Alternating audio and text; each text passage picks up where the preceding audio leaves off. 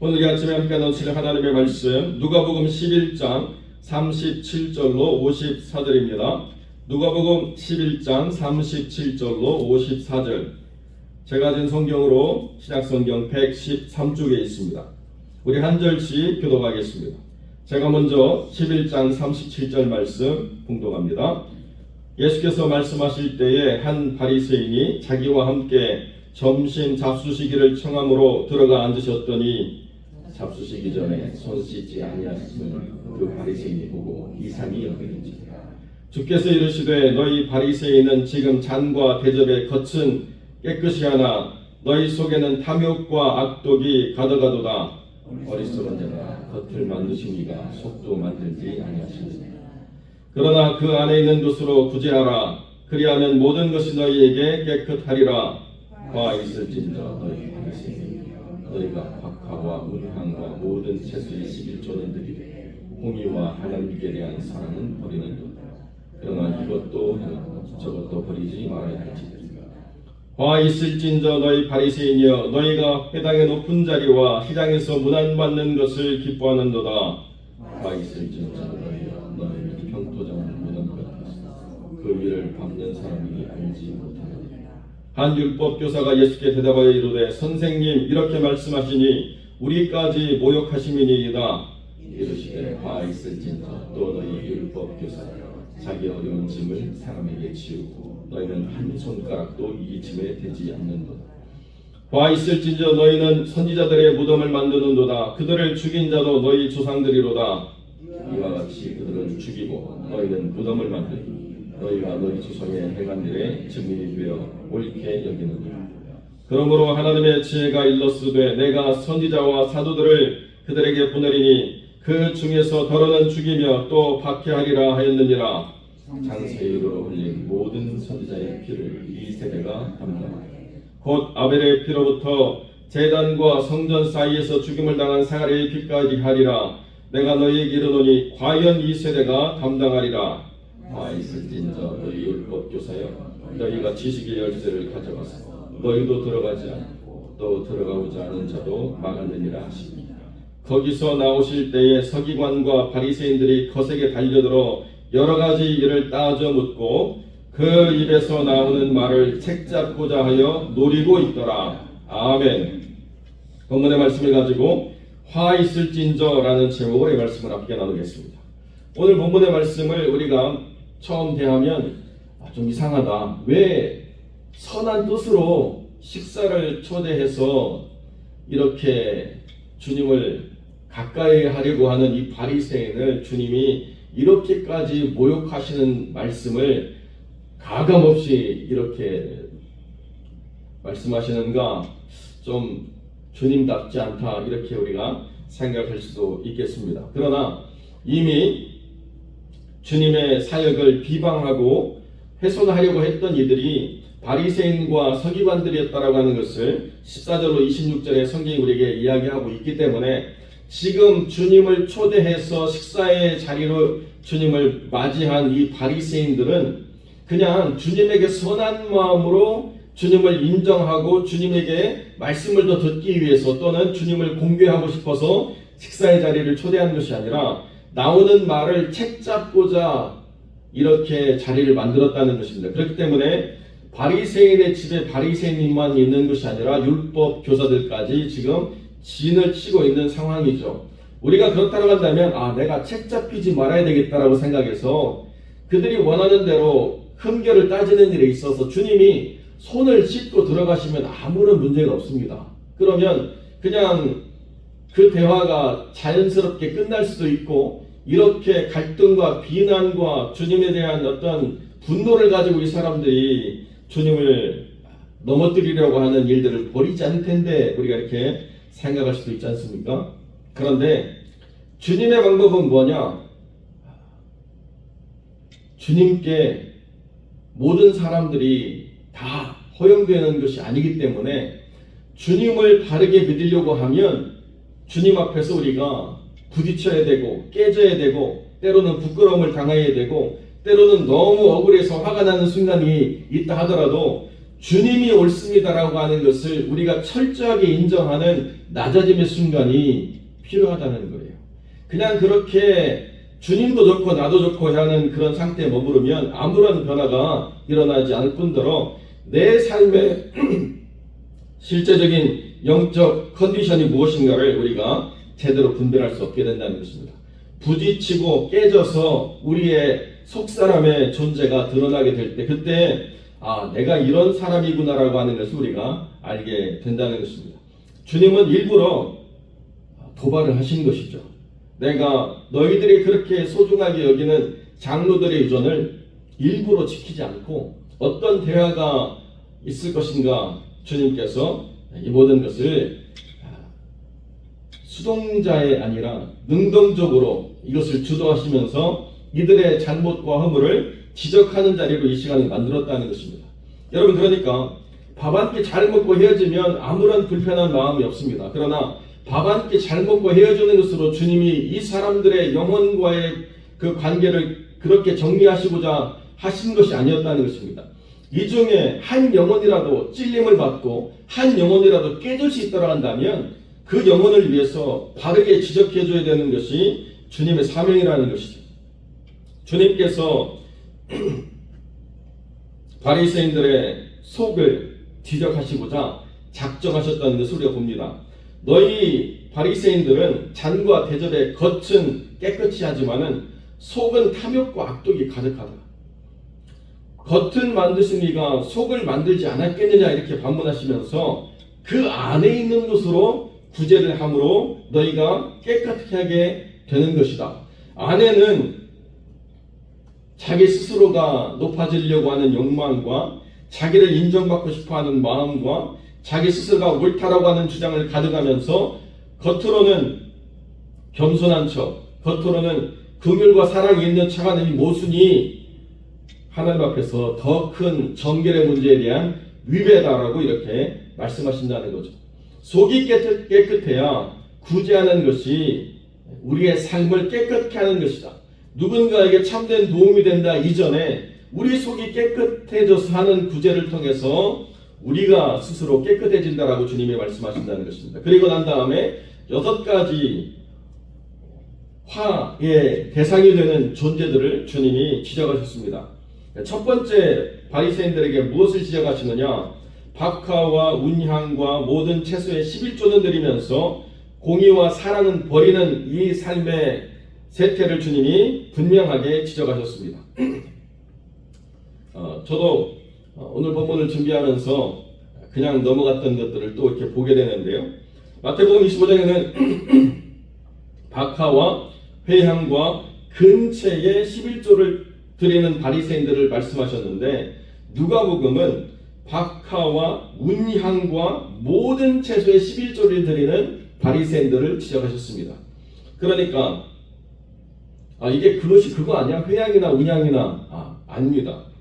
회향은 아네돈이라고 하는 이런 단어로 쓰고요. 운향은 페가돈이라는 단어로 쓰는데 회향은 그 랍비들이 11조 항목으로 정해놓은 그런 향료가 회향입니다. 운향은 정확히 11조 항목에 들어가지 않은 향료입니다. 그리고 많은 채소들 가운데 근체는 정확하게 지적한 항목인데요. 아무리 바리새인이라 할지라도 모든 채소의 11조를 드린다라고까지는 정하지 않았습니다. 그런데 여기 지금 식사를 초대한 이 바리새인은 운향까지도 모든 채소까지도 11조를 드려야 한다라고 하는 그런 유형의 전통 아래서 자기 스스로가 그렇게 11조를 드리려고 애를 써온 삶이 있는 그런 존재라고 하는 것을 보여주고 있다는 거죠. 그러니까 그냥 바리새인이 아니고 여기 있는 이 바리새인들은 바리새인들 중에서도 바리새인을 자처하는 사람들이었다는 것입니다. 그러니까 골수 바리새인. 한국 교회 여러분 전통을 혹시 아시는지 모르겠지만 일제 강점기가 끝나고 난 다음에 많은 목사님들이 일본의 그 강압에 의해서 신사 참배한 것을 속죄했습니다. 그래서 그 속죄를 받아주느냐 마느냐를 가지고 교회가 굉장히 큰 갈등에 쌓이는데요. 우리는 절대로 저런 목사들을 용납할 수 없다. 그래가지고 따로 나가서 우리의 정통이 신사 참배하지 않은 것에 있다라고 말하는 그런 교파가 생겼습니다. 그것을 재건파라고 이야기합니다. 그래서 지금도 여기 애틀란타에는 있는지 모르겠는데 제가 LA에 이렇게 신방 다닐 때 보면 재건교회라고 하는 교회 이름이 있습니다. 그 교회는 우리는 대대로 신사 참배하지 않은 그런 정통교회입니다라고 말하는 그 교단의 교회예요. 그런데 그 재건교회 가운데서도 더 보수적인 사람들을 백파라고 부릅니다. 흰백자 백파. 그러니까 보수 중에 보수 중에 보수를 자처하는 사람들이 있었습니다. 그런데 그렇게 하나님을 경배하고 믿음을 지킨다라고 했던 그 재건교회 여러분 눈에 잘 안 보이죠? 귀에 잘 안 들어옵니다. 여기 저를 통해서 그런 게 있어라고 처음 듣는 분들도 계실 거예요. 왜 그런가? 바리새인처럼 됐거든요. 우리만 정통이야. 우리가 오라. 우리 외에는 다 예전에 신사참배한 그런 잘못된 신앙에 기초에 있는 사람들이기 때문에 저것들은 다 가짜야. 우리만 오라 이렇게 이야기하면서 하나님에 대한 공의와 사랑이 점점 퇴속되고 자기들의 전통과 자기들의 법, 자기들의 기준이 늘 옳다라고 주장하면서 율법주의적인 적용을 하기 시작하니까 그것이 점점 희미해져 갔다는 거예요. 그러니까 주님께서 지금 이 바리새인의 식사의 초대에 얼마나 극보수라고 표현해야 되나요? 자기들의 주장을 더 깊이 있게 하려고 하는 사람들 속에서 주님이 거스르는 돌, 부딪히는 반석이 되셔서 그들과 딱 부딪히셨습니다. 그래서 주님이 뭐라고 말씀하시느냐?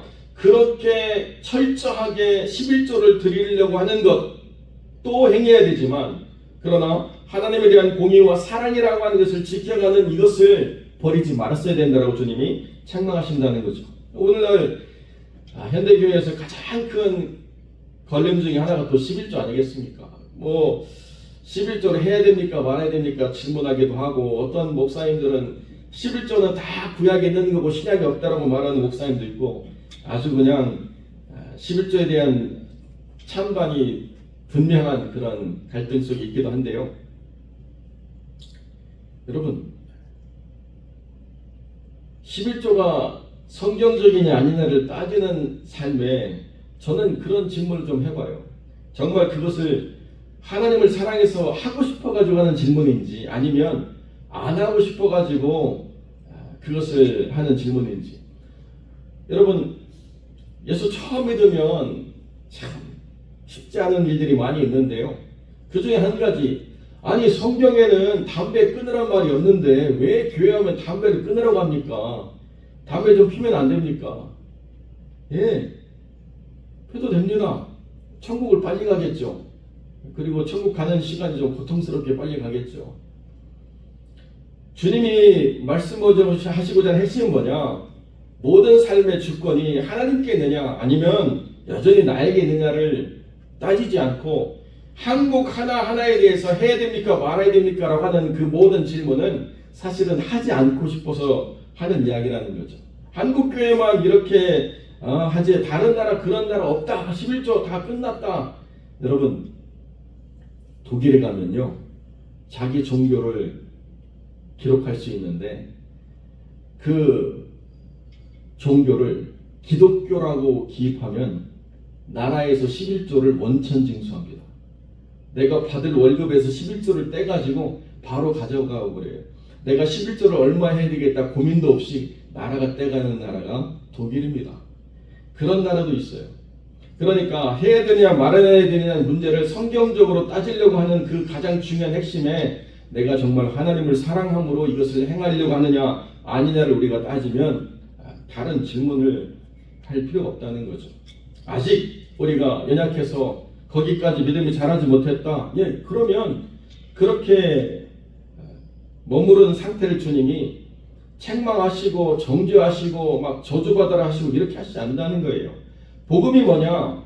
행위로 교범할 수 없는 은혜로 살아가는 것이기 때문에 할 수 있느냐 없느냐는 하나님 앞에서 은혜를 받고 우리가 하나님을 사랑하는 마음이 커지면 자연스럽게 되는 것이기 때문에 하라 마라 뭐 안 하면 뭐 지옥 가고 하면 천국 간다 이렇게 말할 수 있는 것이 아니라는 거죠. 그러니까 가장 중요한 것, 나는 하나님의 주권 아래 살아가고 있는가, 나는 이 모든 삶을 하나님이 다스리시고 있는가에 대해서 분명한 믿음의 확신을 가지고 살아간다고 한다면 이 문제에 대해서 우리가 고민할 필요가 없다는 것입니다. 그러니까 질문의 의도 속에 있는 내 마음을 우리가 잘 살피면 내가 무엇 때문에 질문하는가를 바르게 이해할 수 있다는 거죠. 두 번째로는 무엇이 있느냐? 내가 인정받으려고 하는 욕구만 가득하다는 거예요. 회당의 높은 자리와 시장에서 문안받는 것을 기뻐하고 내가 누군가를 섬기며 돌보고 살피고 누군가의 약함을 내가 낮은 자리에서 섬기려고 하는 모습은 없다는 것입니다. 제가 자주 언급하는 말씀이지만 인자에 온 것은 섬김을 받으려 함이 아니라 도리어 섬기려 하고 라고 하는 주님의 고백이 있지 않습니까? 높은 자리와 문안받는 것 기뻐하는 그 교만은 어디서부터 오느냐? 자기가 정당성을 가지고 있겠다. 자기가 절대로 옳다라고 하는 자기 주장에서부터 근거한 것이기 때문에 말씀이 들어갈 공간이 없다는 거예요. 말씀 앞에 서면 자기를 주장할 수가 없고 말씀 앞에 서면 자기를 높일 수가 없는 것이 말씀인데 어떻게 그 말씀 앞에 서 있는 영혼들이 사람들로부터 높임을 받으려고 하고 사람들로부터 인정을 받으려고 하는 것이 삶의 목적일 수가 있는가? 이건 되어지지 않는다는 것입니다. 그리고 난 다음에 스스로에 대한 거짓과 외식이 얼마나 확실하냐? 그냥 무덤도 아니고요. 평토장한 무덤이래요. 한국은 무덤을 쌓을 때 봉분을 쌓지 않습니까? 여기 유대는요. 주님도 무덤에 들어가셔서 돌로 무덤 문을 막은 것처럼 굴을 파고 무덤을 만들어서 거기에 돌아가신 분을 모시는 것이 원래 유대 전통입니다. 그런데 그 전통을 따르지 않는 사람들, 쉽게 편하게 가볍게 또는 너무나도 가난해서 어쩔 수 없이 그렇게 할 수 없는 사람들은 평평한 땅에 그냥 묻고 그 위를 회반적으로 덮어서 이것이 무덤인지 아닌지 구별이 안 되게 만드는 일들이 있었다는 거예요. 그런데 바로 바리새인들이 자기 스스로를 감추고 외식 가운데 그 내면의 악을 드러내지 않은 채 온전한 사람인 것처럼 스스로를 포장했기 때문에 그 안에 있는 더러움은 하나도 해결되지 않은 채 그 위를 사람들이 지나가지 않아야 될 구별된 무덤이라는 것을 분별하지 못하고 그들도 그 삶을 함께 오염시켜가는 율법을 거스르는 일들을 버리는 일들을 하고 있다. 이렇게 지금 주님이 지적하고 계시다는 거죠. 그런데 듣고 있던 율법 교사가 찔려가지고 가만히 있으면 될 것을 우리도 지금 모욕하십니다. 막 주장했다는 거예요. 찔렸으면 가만히 있을 것 같은데 자기의 정당성을 또 주장하고 있다는 것입니다. 그랬더니 주님께서 율법을 가르치는 교사들에게 더 심하게 주님이 책망하십니다. 선지자들의 무덤을 만들고 있는 너희다. 너희들의 이 세대가 모든 선지자들의 피를 감당해야 되는 그런 세대가 되었다라고 주님이 책망하신다는 것입니다. 주님께서 선지자들의 피를 감당하라고 하는 이 이야기는 그 선지자들이 하나님의 말씀을 대언함으로 말미암아 생명 바치기까지 그 말씀을 전달하려고 애를 썼는데 이 율법의 교사들이 그것을 자르고 편집하고 사람의 생각으로 바꿔가지고 자기 뜻에 옳은 방향으로 자기가 정당성을 주장할 수 있는 방향으로 재단하고 편집해서 그렇게 가르쳤기 때문에 죽기까지 하나님 말씀을 그대로 전달하려고 했던 그들의 모든 희생과 수고를 그리고 하나님의 명령을 다 그들이 감당해야 되는 그런 상황이 되었다는 것입니다. 지식의 열쇠를 가지고도 자기도 들어가지 않은 채 남들도 들어가지 못하도록 하는 이런 일들을 만드는 이것이 바로 그들이 책망받아야 될 가장 중요한 이유라는 거죠. 말씀을 가졌다라고 한다면 말씀을 가르치는 자리에 있는 자들이 생명의 말씀이 전달되도록 하나님 앞에 뜻을 묻고 성령의 음성에 귀 기울인 일들을 그들이 감당해도 불구하고 사람의 지식과 철학을 가지고 말씀을 가르쳐요. 그러니까 자기들도 못 들어가고 들어가는 사람도 막아버리는 일들을 벌인다는 것입니다. 어떤 유명한 한국의 그 강의하는 강사가 나름 서울대 나왔고 돈을 어마어마하게 벌고 엄청난 사람들의 그 강의료를 받아가지고 떵떵거리며 살고 있는 그 여자분이 성경이 궁금해가지고 읽는데 부자가 천국 가는 것은 낙타가 바늘길을 통과하는 것 같다 이렇게 쓴 말씀을 가지고 자기 나름대로 또 찾아봤대요. 그랬더니 이게 낙타가 아니고 굵은 밧줄인데 잘못 성경이 기록되었다더라. 그거 오류거든요. 그런 오류가 진작부터 있었습니다. 그런데 사람들이 어떻게 성경을 이해하려고 하느냐? 자기가 이해되어지는 쪽으로 풀이해준 성경을 받아들이려고 해요. 자기의 논리적으로 자기가 동의할 수 있는 그 성경 풀이를 받아들이려고 해요. 그러니까 이단에 빠지고, 그러니까 자유주의로 나가고, 그러니까 하나님 말씀대로 살아가지 않는 삶을 정당화시키는 사람들에 휩쓸려 나가게 돼 있다는 것입니다. 그러한 성경의 해석과 풀이를 하는 그 자들이 먼저 저주를 받아야 되겠지만 우리도 경계해야 된다는 것입니다. 나는 그렇게는 이해가 안 되는데요? 그럼 나를 바꿔야지 성경을 바꿀 수 없잖아요. 그러니까 그런 자기 정당성을 주장하려고 하면 우리가 복을 받지 못하게 된다는 것을 우리가 깨달아야 된다는 것입니다. 우리는 하나님의 주권을 따라서 하나님이 허락하신 말씀대로 하나님을 믿으려고 한다. 때로는 그것이 나에게 도전이 되고 부담이 되고 부딪힘이 된다고 할 때 성령께서 바르게 인도해 주시기를, 그리고 내가 하나님을 기뻐하는 쪽으로 변화될 수 있기를, 내가 복을 누리는 자로 하나님이 나를 이끌어 주시기를 기도하는 가운데 하나님의 음성을 들으려고 하나님의 깨달음 주시기를 원하는 쪽으로 우리가 나아가야 된다는 것이죠. 내 스스로가 옳다라고 하는 것을 포기하지 않고 끝까지 단단하게 붙잡으면 결코 복을 누릴 수가 없고 결국에는 화를 당하는 일들을 우리가 경험하게 된다는 것입니다. 주님께서는 의도적으로 우리에게 부딪히기를 원하셨습니다. 그렇기 때문에 이 말씀이 오늘 듣는 모든 분들에게 부딪힘이 될 때 이게 주님의 의도구나 이렇게 생각하셔야 되는 것이지 뭔가 잘못 우리에게 전달되었다고 생각하시면 안 된다는 거죠. 우리는 말씀을 통해서 깨지고 부서지고 낮아져야 됩니다. 그것이 성령의 검으로 우리를 다스리시는 하나님의 방법이라는 거죠. 왜 깨지고 낮아져야 되느냐? 하나님 앞에서 정결해지고 온전해지기 위해서. 이것이 하나님의 뜻이라는 것입니다. 사랑하는 성도 여러분, 주님의 말씀을 통해서 화가 아니라 복을 누리고 생명을 얻는 복된 영혼들로 하나님의 은총에 충만하시기를 주님의 이름으로 간절히 축원드립니다.